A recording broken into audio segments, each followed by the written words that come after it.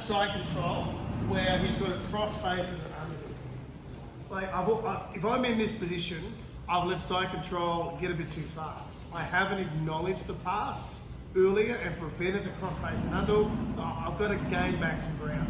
One of the things I want to do is start to pull this back here, take a bit of pressure off the cross face, and then snake my right hand under here, coming up through.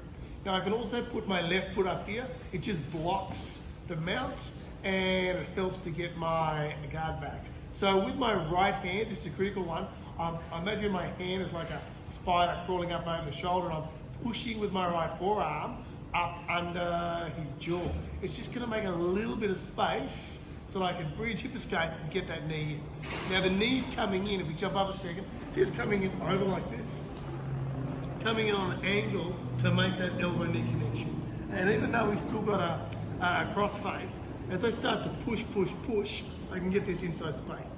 Once I've got this inside space, now I can come all the way through and get a closed guard. There is one thing you can do as I'm getting that inside space. If I'm here, if he puts his right hand on my knee and starts to stuff it, he can pass. So I want to make sure I put my right hand on my chest. Now's the opportunity to swing for that underhook. Once I've got that underhook, I can switch my legs, come up to my knees, and I am escaping out the back.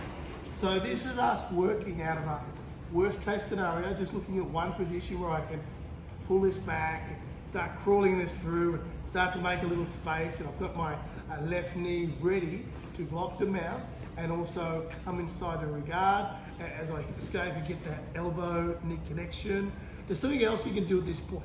If he takes this hand over and starts to move to front control, that's one counter he can do. So I want to make sure as he starts to come around, I punch my right underhook, I'm punching it under here, and from here I can get to my knees. And if he's on this side, I can do a fold back, all the way through to a closed guard. I always want to make sure whatever side he's on, I fold away the opposite position. I'll show you what I mean. If he's on this side, then I want to fold back like this. If I was on this side, I fold back this way. I'm just giving position.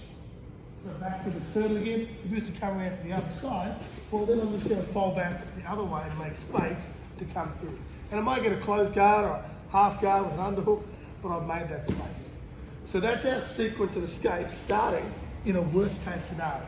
Now I'd rather, as he comes around, have this hand on the head, hand on my heart. From here I can already frame up. I block the cross face and I block the underhook. I can guard or swing for my underhook. Either way, if we find ourselves here, then we need to undo this work. So again, what am I doing? I'm pulling this back and crawling up in here, making sure I can get that space to get that knee in. And if I can re-guard, that's great. More importantly, I want to make sure I've got this inside space, and I want to identify if he starts to stuff that knee through, then I can start to swim and go for my underhook to my knees. And if he starts to move by taking his hand over, then I'm just going to keep coming to my knees. So we're going to fold back. We're going to open guard, close guard. We're going to go like a re-guard or fold back. Okay, time.